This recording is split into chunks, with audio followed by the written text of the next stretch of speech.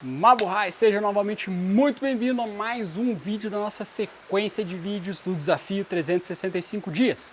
E hoje eu venho trazer para você um conceito técnico, né? Não chega bem a ser a técnica propriamente dito, é como você aplica ela, que normalmente é menosprezada, é subjugada pela maioria das pessoas quando a gente fala de armas de impacto. Então quando eu digo armas de impacto, pode ser qualquer tipo de objeto, seja próprio ou impróprio, que você vai estar utilizando para gerar algum tipo de trauma. Nesse caso, eu vou estar usando um exemplo aqui do bastão, mas poderia ser um bastão retrátil, poderia ser o pé de uma mesa, um taco de sinuca, um cabo de vassoura, um pé de cabra e por aí vai, certo? Então assim, qual que é esse conceito? É a questão da estocada. A primeira coisa que já se passa na mente de alguém quando a gente fala de armas de impacto é você fazer aquele movimento bem amplo, bem aberto e gerar o máximo de impacto possível. É claro que esse movimento todo poderoso que vem lá de trás para arrebentar o seu agressor tem algumas ressalvas,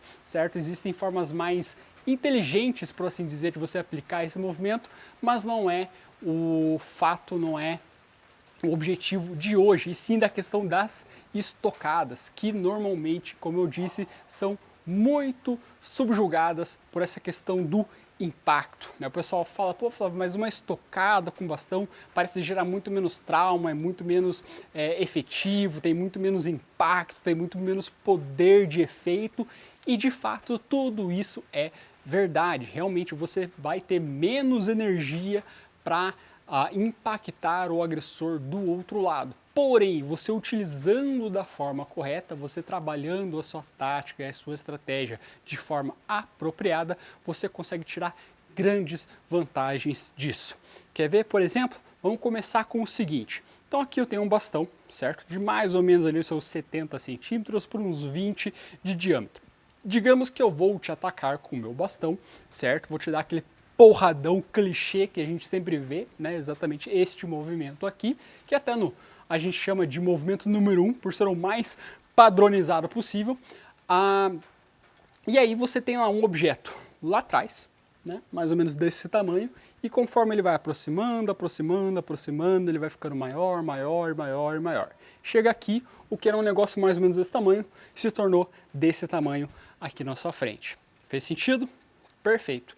Então você tendo um objeto menor e conforme ele vai se aproximando, ele vai ficando maior, quanto mais perto ele fica, maior ele fica, logo a possibilidade, né, de você acabar defendendo esse ataque é maior. Ela vai aumentando junto conforme o movimento vem se aproximando. Quer dizer que você vai necessariamente defender o movimento? Não necessariamente, mas as chances aumentam, que era uma coisa pequenininha de você conseguir defender lá atrás, conforme ele vai se aproximando, ele vai ficando maior, logo fica mais fácil você conseguir sair para um lado, sair para o outro, conseguir ver aonde o movimento está e por consequência acabar se defendendo, certo?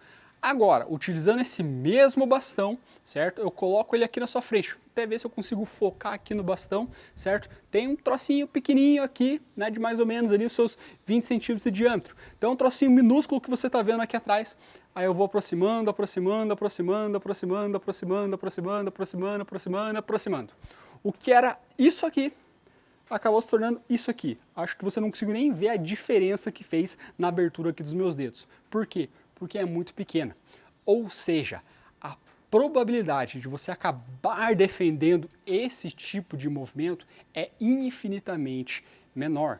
Novamente, não quer dizer que você não vai conseguir defender o movimento. Só que se comparado a esse tipo de movimento aqui, isso aqui é muito mais difícil de ser defendido. Tá, Flávio, mas no que isso me ajuda? Bem, lembra que eu falei da questão de tática e de estratégia? É aí que entra a sua tática e a sua estratégia de combate. Um exemplo, tá? Para ficar um pouquinho mais claro.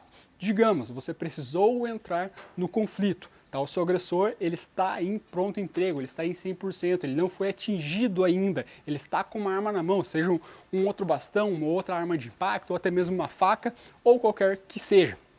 Então, você pode começar primeiro gerando uma distração nele, chamando a atenção dele para algum momento e aí entrar com o segundo, terceiro, quarto movimento que vai gerar muito mais impacto. Então, por exemplo, lembra que a gente falou que dar uma estocada vai gerar menos energia? Com certeza, você não vai ter tanto poder de explosão para gerar esse impacto. Mas concorda comigo que mesmo um impacto pequeno, por exemplo, no olho do seu agressor, vai gerar um certo incômodo, certo? Até porque o cara pode fazer fortalecimento de peito, de tronco, de bíceps, de quadríceps e não sei o que, mas eu nunca vi ninguém fazendo fortalecimento de pálpebra.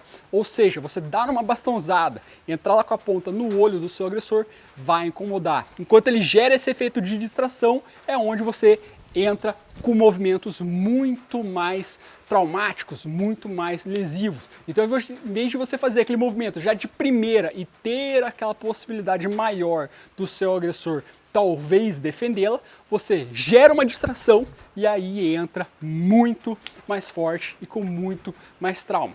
Essa é uma das infinitas possibilidades que você pode estar aplicando uma estocada, por exemplo, certo? E o mesmo vale se eu, por exemplo, estivesse utilizando um bastão retrátil. A mesma coisa, o bastão é menor do que aquele, deixa eu ver se eu consigo mostrar aqui, certo? Bem menor, cerca de quase 10 a 15 centímetros menor, mas ainda assim a premissa permanece. Era um objeto menor lá atrás, conforme ele vai aproximando, ele vai ficando maior. Agora se eu chego aqui, essa pontinha, que tem bem menos que 20 milímetros, deve ter talvez umas 5 ou 6 milímetros de diâmetro. Eu vou chegando mais próximo e quase não gerou essa diferença. Então, eu entrar com uma estocada e depois entrar com um impacto muito mais forte vai me gerar muito mais vantagem em um combate. Então, não subestime o poder de uma estocada. Coloque as estocadas no seu repertório de treinamento, coloque eles nas suas sequências, treine, coloca aí, me diz aí o que você achou, né? Qual que é essa nova visão, se você já tinha essa visão das estocadas, se você não tinha, se isso te abriu portas ou se isso acabou de alguma forma fechando portas para você, certo? Coloca aqui embaixo, eu vou adorar ler os seus comentários e farei o possível para estar respondê-los o quanto antes, perfeito? Então, espero que tenha gostado e eu te vejo amanhã no nosso próximo vídeo.